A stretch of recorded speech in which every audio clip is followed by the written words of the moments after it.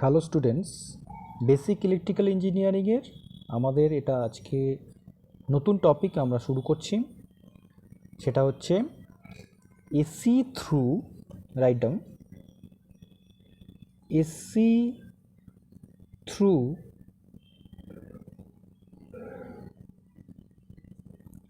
আর L C series circuit.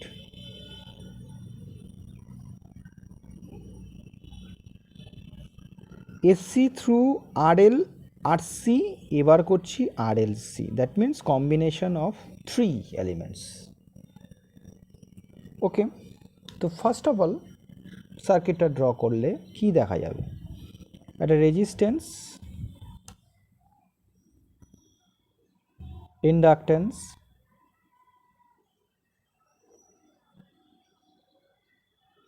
Capacitance সিরিজে connect করে একটা ভোল্টেজ সাপ্লাই দিয়ে দাও।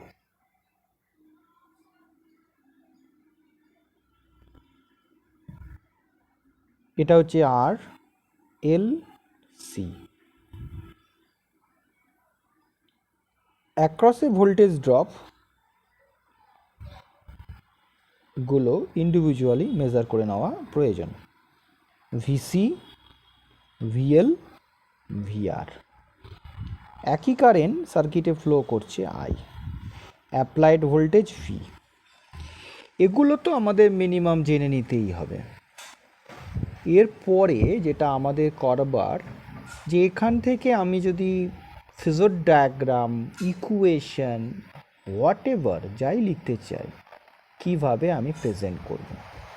প্রথমত ফেজর ডায়াগ্রামটা আমাদের এঁকে নেওয়াটা বেশি জরুরি। কিভাবে ফেজর ডায়াগ্রামটা আঁকা যায়? একেবারে সিম্পলভাবে শুরু করো। ফার্স্ট হচ্ছে কারেন্ট। কারেন্ট আমরা সবসময় একটু ওপরে নিচে জায়গা রেখে আঁকবে। আমি দেখেছি সার্কিটে কারেন্টটা ফিক্সড থাকছে, পাল্টাবার চান্স নেই। ওকে, তাহলে আইটাকে রেফারেন্স নিয়েছি। এবার দেখো ভিআর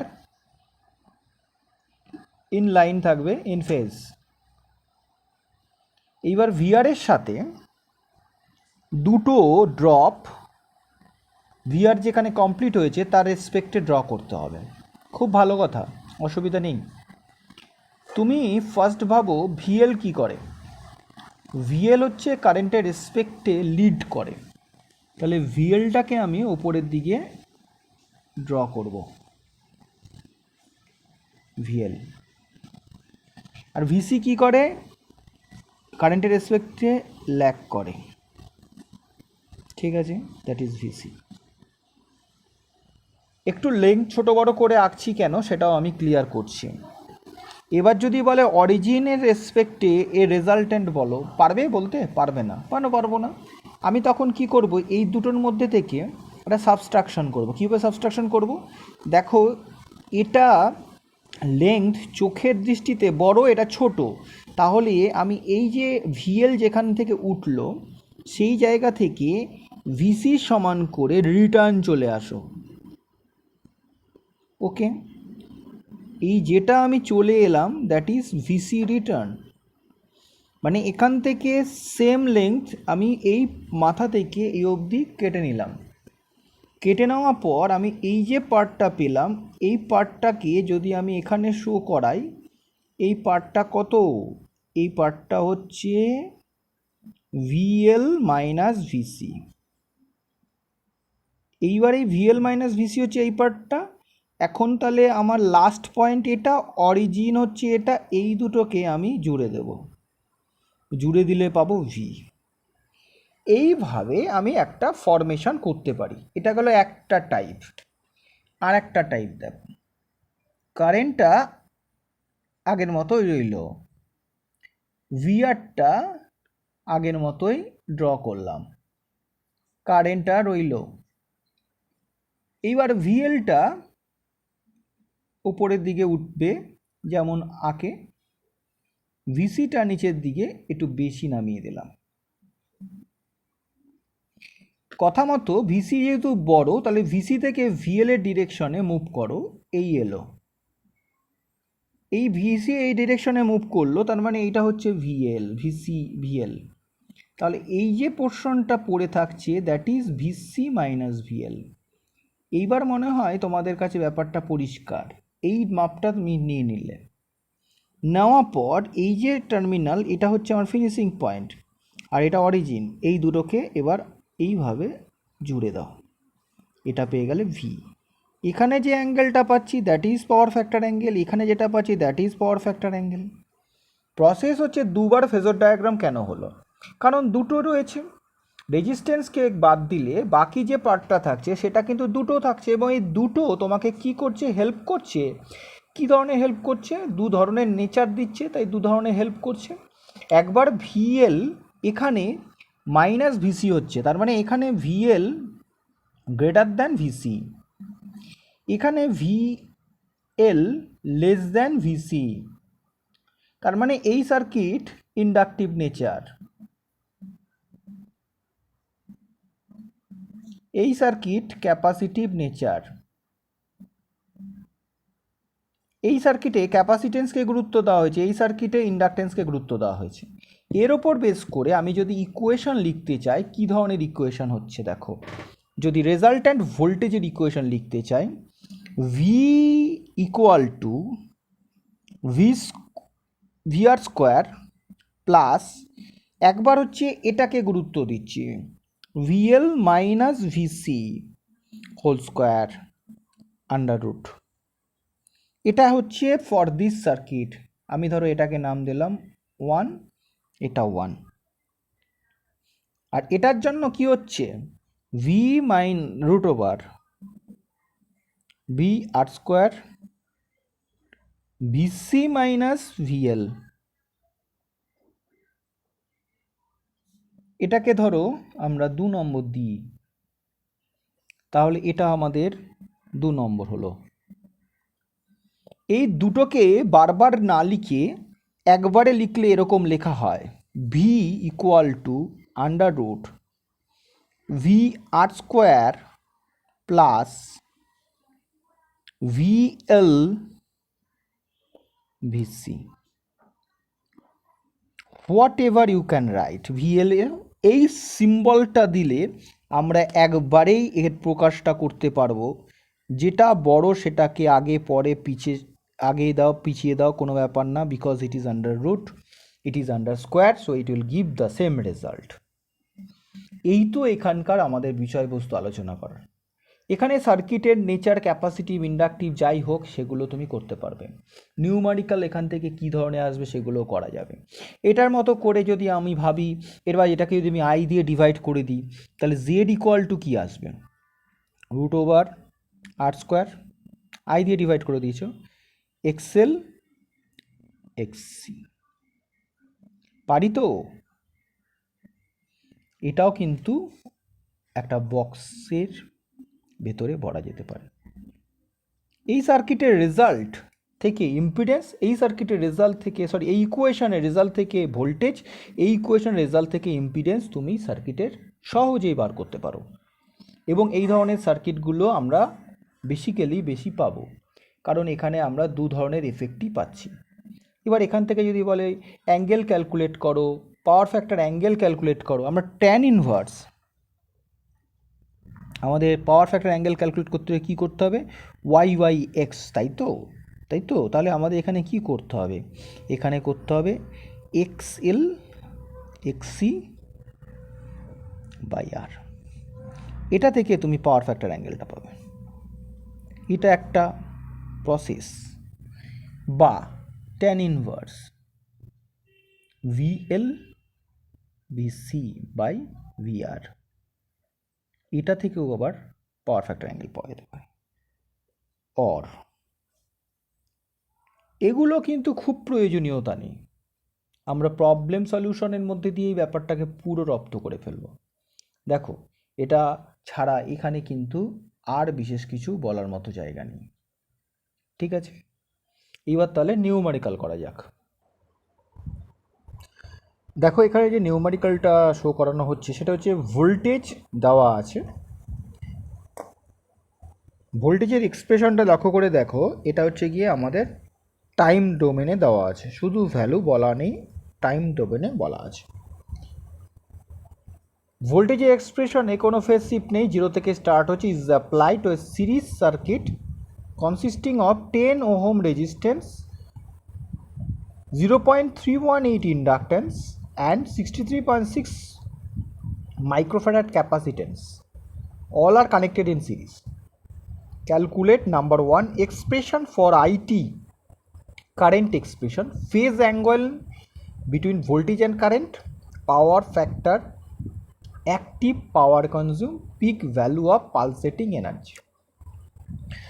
সুন্দর সমস্ত ডেটা থেকে আমাদের সলিউশনটা করতে হবে, সমস্ত ডেটা যা যা এখানে অ্যাভেলেবল সেখান থেকেই করা দরকার। তা সাধারণভাবে এখানে দেখো, ফার্স্ট অফ অল যে ডেটাগুলো তোমার এখানে শো করছে সেই রেসপেক্টে যদি বলা যায় যে ইম্পিডেন্সের ভ্যালু কত, তাহলে আমাকে আই এর ভ্যালুটা চট করেই পেয়ে যাব, কারণ ভি বাই ইম্পিডেন্স করলেই কারেন্ট পাওয়া যাবে। তাহলে ইম্পিডেন্সের এক্সপ্রেশনটা দরকার। ইম্পিডেন্সের এক্সপ্রেশনটা হচ্ছে R square plus XL XC whole square this. দেখো আমাদের আর এর অ্যাভেলেবিলিটি আছে, এক্সএলটা কিন্তু আমরা জানি না। এক্সএল মানে ওমেগা এল আর এক্সসি মানে 1/ωc। ওমেগা কত দেখো এখানে দেওয়া আছে 314 বাস। এই ডেটাগুলোকে কাজে লাগিয়ে দাও, তাহলে আমরা আর সমস্যা নেই। এল এর ভ্যালু দেওয়া আছে 314 ইন্টু এল এর ভ্যালু হচ্ছে 0.0318, 1/ωc। ওমেগার ভ্যালু 314, সি এর ভ্যালু 63.6, 10⁻⁻6টাকে ওপরে তুলে দাও। এইভাবে তুমি সমস্ত ডেটাগুলো পাবে। ওকে, দেখা যাক ভ্যালুগুলো কত কত আসছে। ফার্স্টে আমরা এক্সেলের ভ্যালুটা ক্যালকুলেট করে দেখি কত পাচ্ছি। এক্সেলের ভ্যালুতে আমি দেখতে পাচ্ছি 314 ইম্পর্টেন্স, 314 ইন্টু 0.0318, 9.98, ওই 10 ওহম ধরো। পরেরটার ক্ষেত্রে দেখো 10⁻6 ডিভাইডেড বাই, উইদিন ব্র্যাকেটে লেখো 314 ইন্টু 63.6, ব্র্যাকেট ক্লোজ করে দাও, 50 ওহম আসছে, 50 ওহম। তাহলে এখানে এক্সি বড়, তাহলে আমি এখান থেকে জেড ক্যালকুলেশন করতে পারি। আর এর ভ্যালু এখানে দেওয়া আছে, পুট করে দাও। আর এর ভ্যালু হচ্ছে 10, এক্সি বড় 50 মাইনাস 10, ক্যালকুলেশন করলে কত আসছে একবারে করা যাক। 10 square plus 40 square root over answer 41.23, 41.23।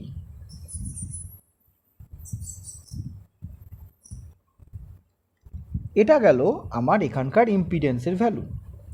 এবার আমি যদি এখান থেকে যদি তার মানে কমপ্লেক্স ফর্ম বার করতে চাই, তাহলে কিভাবে করব? এটা কিন্তু একটা গুরুত্বপূর্ণ বিষয়। কিভাবে করা হবে দেখো, আমরা কমপ্লেক্স ফর্মে এইভাবে রিপ্রেজেন্ট করব, এটা আমাদের জেনে রাখা দরকার। ফার্স্ট অফ অল এখানে খুব ঠান্ডা মাথায় দেখো, আমাদের এখানে যদি প্রেজেন্টেশনটা এক্সেল মাইনাস এক্সি বা এক্সি মাইনাস এক্সেল হোয়াট এভার যাই লেখো, যেহেতু ক্যাপাসিটিভ সেই জন্য আমরা এইভাবে এটাকে প্রেজেন্ট করব, আর নতুবা অন্যরকমও করতে পারা যায়। এইভাবে রিপ্রেজেন্ট না করলেও যেতে পারে, তবে আমি যদি এইভাবে করি, হ্যাঁ একদম এইভাবে করি, তাহলে দেখো ব্যাপারটা আরও পরিষ্কার হয়। 10 প্লাস জে 10 মাইনাস 50, দেখো কত আসছে, 10 মাইনাস জে 40। এইভাবে যদি আমি করি এবং এবার যদি এর পোলার ফর্ম বার করি, পোলার ফর্ম যেটা শিখেছো, পোলার ফর্মে আমি দেখো 10 মাইনাস 40, 10 কমা অবশ্যই দিতে হবে -40 ব্র্যাকেট ক্লোজ, ইকুয়াল টু করলে আসছে 41.23, 41.23, recall 10, 75.96 minus 75.96 degree. It is also another answer. আমার এখানে ফার্স্ট জানতে চেয়েছে এক্সপ্রেশন, কারেন্ট এখনও আসেনি, যাই হোক ওয়েট করো। আমরা এখানে সেকেন্ড অ্যান্সারে জানতে চেয়েছি ফেজ অ্যাঙ্গেল ভোল্টেজ বিটুইনস, এটা আমাদের লাগবে যেটা আমরা করলাম, ঠিক আছে। নেচারটা ইম্পিডেন্স কিন্তু ক্যাপাসিটিভ নেচার। এইবার যদি আমি মনে করি এই যে ক্যাপাসিটিভ নেচারটা দেখতে পাওয়া যাচ্ছে, এই ক্যাপাসিটিভ নেচারটাকে আমি কিভাবে বলবো কারেন্টের এক্সপ্রেশনে কত অ্যাঙ্গেল ডিসপ্লেস করছে, কি করে শো করব, সেটার জন্য বেস্ট ওয়ে কি, কারেন্টের এক্সপ্রেশনটা বার করো। কারেন্টের এক্সপ্রেশন বার করতে গেলে আমাদের V/Z ফর্ম, লক্ষ্য করে দেখো ভিটা কিন্তু আমাদের এখানে একেবারে অ্যাট অ্যান অ্যাঙ্গেল 0, কারণ এখানে কোনো ফেজ ডিফারেন্স নেই, যেটা আমি শুরুতেই বলেছি। আর জেডের ভ্যালুতে কিন্তু আমার কিছু অ্যাঙ্গেল এক্সিস্ট করছে -5, ওকে। এবার ভি এর এক্সপ্রেশনে দেখো আমরা এখানে যেটা দেখতে পাচ্ছি দ্যাট ইজ 100, আর জিডের এক্সপ্রেশনটা একটা পাচ্ছি, এই যে 100টা পাচ্ছি সেটা কিন্তু পিক ভ্যালু, আরএমএস ভ্যালুতে কনভার্ট করতে হবে, তাহলে 100 ডিভাইডেড বাই √2, অ্যাঙ্গেলটা 0 ডিগ্রি, কারণ এর কোনো ফেজ ডিফারেন্স নেই, 0 থেকে স্টার্ট হচ্ছে। আর জেডের ভ্যালুটা এখানে বসাও,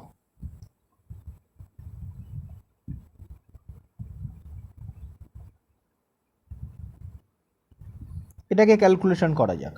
যদি ক্যালকুলেশন করো কত দেখতে পাবে, 100 বাই √2, যেটা বেরিয়েছে তাকে 41.23 দিয়ে ভাগ করো, 1.71,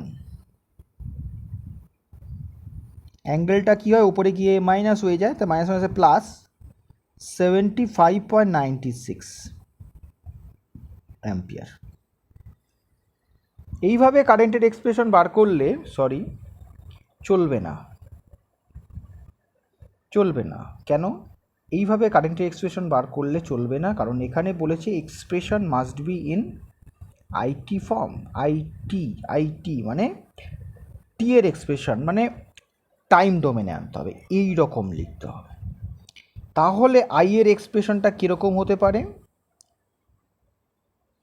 আই ম্যাক্স কত হবে, যেটা বেরিয়েছে আগে এটা লিখি, I max sine omega t, এখানে দেখা যাচ্ছে একটা অ্যাঙ্গেল পজিটিভ শো করছে, দ্যাট ইজ ফাই, পারি তো।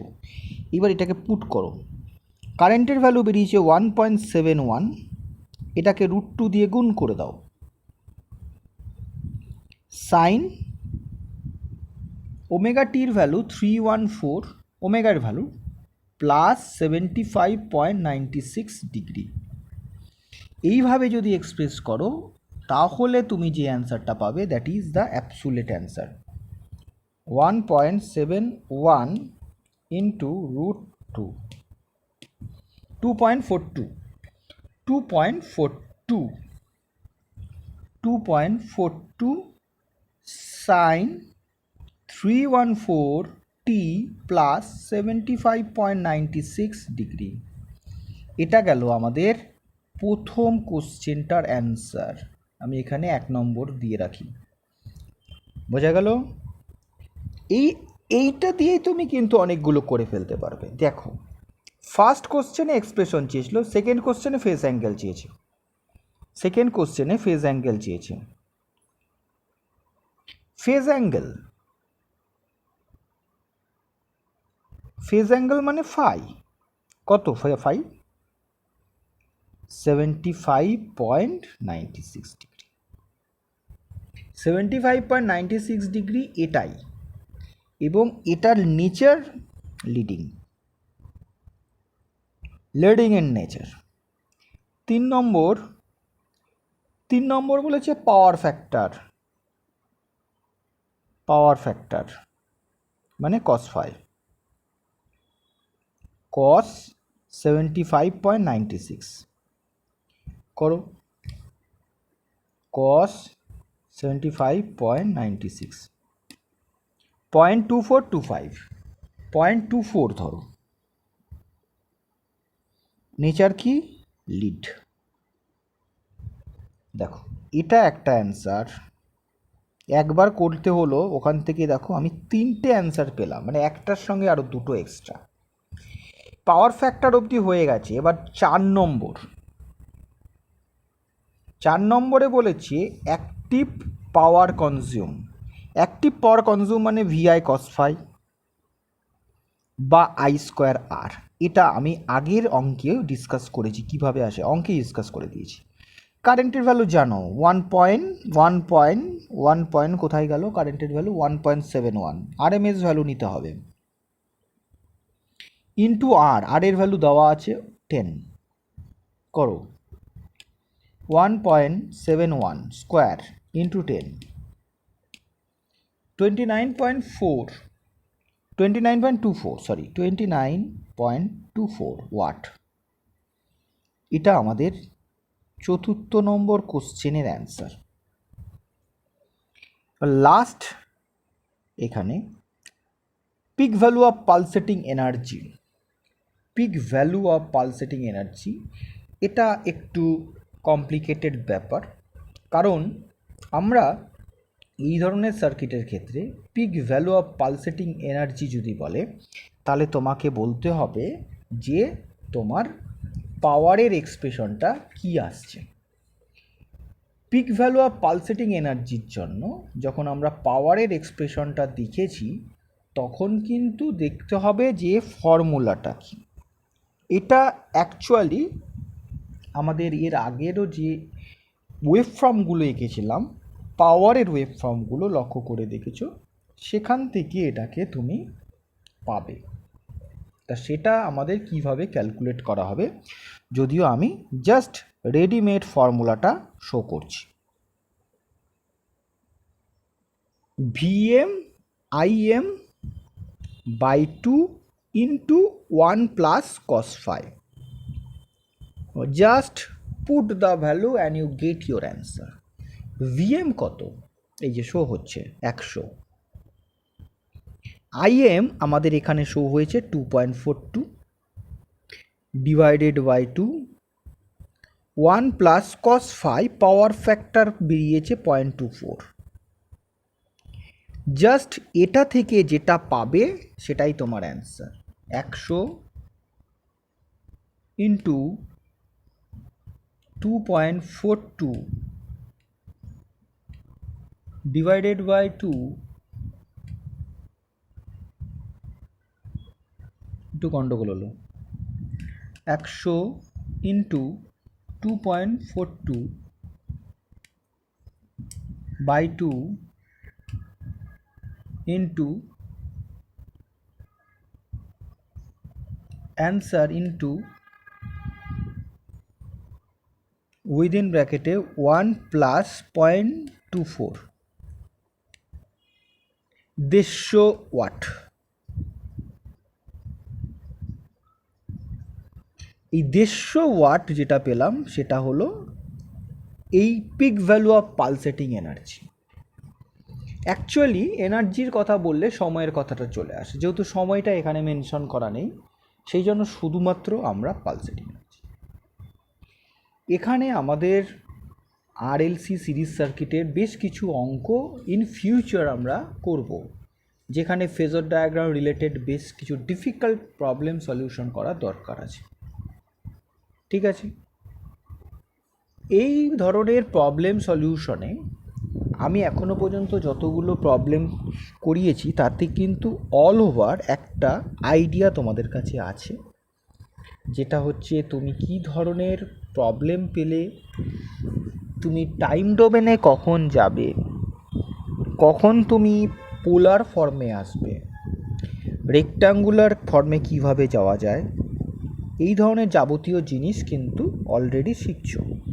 এইগুলো আমাদের যখন ধরো সিঙ্গেল ফেজ থেকে 3 ফেজ কনভার্সন করব তখনও সেগুলো আমরা ব্যবহার করতে পারবো। ঠিক আছে, আজকে ভিডিওটা আমি এখানেই শেষ করছি। এরপরে যে টপিকটা আসবে সেটা ডেফিনেটলি মনে হতে পারে সিরিজ করছি প্যারালাল, তাই তো, সিরিজ করলাম তাহলে প্যারালাল হবে, কিন্তু আমরা সেটা করব না। আমরা প্রথমে এখানকার রেজোনেন্স সার্কিট সম্বন্ধে একটা আইডিয়া ক্লিয়ার করব। রেজোনেন্স সার্কিট সম্বন্ধে একটা আইডিয়া ক্লিয়ার করব, সেটা ডেফিনেটলি সিরিজ রেজোনেন্স। এবং মাথায় রাখবে রেজোনেন্স সার্কিটের একটা বেসিক আইডিয়া আমি আজকে দিচ্ছি। রেজোনেন্স সার্কিটের আইডিয়া হচ্ছে সার্কিটের 3টে প্যারামিটারই এক্সিস্ট করবে, তুমি একটা প্যারামিটারকে বাদ দিলে চলবে না। রেজিস্ট্যান্স, ইন্ডাকটেন্স, ক্যাপাসিটেন্স 3জনেই থাকবে। সিরিজ বা প্যারালাল কম্বিনেশনে হয়, সিরিজেও রেজোনেন্স হয়, প্যারালালেও রেজোনেন্স হয়। কিন্তু আমি প্রথমে সিরিজেরটা পড়াবো, তারপর প্যারালাল সার্কিটের রেজোনেন্স পড়াবো। তাহলে এই সিরিজ যেহেতু কমপ্লিট হয়ে গেছে তাই জন্য সিরিজ রেজোনেন্সটা ফার্স্টে ধরবো। তা সিরিজ রেজোনেন্সটা যদি প্রথমে আমি ধরি, দেখবে যে সিরিজ রেজোনেন্সের কনসেপ্টে 3টে প্যারামিটারের এক্সিস্টেন্স আছে। তার মানে আরএলসি সিরিজ সার্কিটের প্রয়োজনীয়তা আছে। আরএলসি সিরিজ সার্কিট থেকেই কিন্তু রেজোনেন্স পাবো। রেজোনেন্সের মেন কন্ডিশনই হচ্ছে সার্কিটে দুটো প্যারামিটার একে অপরকে নালিফাই করে দেওয়া। এবং দুটো প্যারামিটার কারা নালিফাই করবে? রেজিস্ট্যান্স তো কখনোই 0 হতে পারে না, নালিফাই করতে পারে ইন্ডাকটিভ রিঅ্যাক্ট্যান্স আর ক্যাপাসিটিভ রিঅ্যাক্ট্যান্স। মানে এক্সএল আর এক্সি কোনো একটা সময় 0 হয়ে যেতে পারে, এবং এটা 0 হয়ে গেলে সার্কিটটা যে স্টেটে চলে যায় সেটাকেই বলা হয় রেজোনেন্ট কন্ডিশন। এবং এটা 0 হওয়ার একমাত্র উপায় হচ্ছে ফ্রিকোয়েন্সি ভ্যারিয়েশন। কেন? এক্সএল আর এক্সিতে ফর্মুলা যদি স্টাডি করো দেখবে ওমেগা এল বা 1/ωc দুটোতেই ওমেগারকে কী করতে হয়? গুণ করা হয়। এবং লক্ষ্য করে দেখবে ওমেগা মানে 2πf, 2π একটা নিউমেরিক্যাল ফিগার মানে কনস্ট্যান্ট, তাহলে এফ হচ্ছে ভ্যারি করছে। তার মানে সাপ্লাই ফ্রিকোয়েন্সি যদি ভ্যারি করে তাহলে এক্সএল আর এক্সির মধ্যে একটা সাম্যতা আসতে পারে। এবং এক্সএল আর এক্সি যদি সমান হয়ে যায় তাহলে অ্যাজ পার ফর্মুলা, এই ফর্মুলা ওয়াইজ তুমি কি দেখতে পাবে? এক্সএল আর এক্সি শূন্য।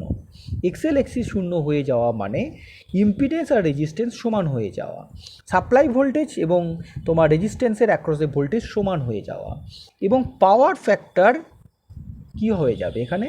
বলো, পাওয়ার ফ্যাক্টর এখানে এক্সএল মানে এক্সি শূন্য হয়ে যাওয়া, ট্যান 0 মানে 0 হয়ে যাওয়া, তার মানে পাওয়ার ফ্যাক্টর ইউনিটি হয়ে যাওয়া। পাওয়ার ফ্যাক্টর এই ধরনের অ্যাঙ্গেল পাওয়া মানে 0 অ্যাঙ্গেল, মানে পাওয়ার ফ্যাক্টর ইউনিটি হওয়া মানে পিওর রেজিস্টিভ সার্কিট হওয়া। মোদ্দা কথা, রেজোনেন্স সার্কিট যখন আমরা আলোচনা করব তখন আমাদের আলোচ্য বিষয় থাকবে যে সার্কিটটা ফুললি রেজিস্টিভ সার্কিটে কনভার্ট হচ্ছে কিনা। ফুললি রেজিস্টিভ সার্কিটে কনভার্ট হলে সেটাকে বলা যাবে সিরিজ রেজোনেন্স সার্কিট হয়েছে। ঠিক আছে, বোঝা গেল? তাহলে আজকে এই অবধি। Thank you very much.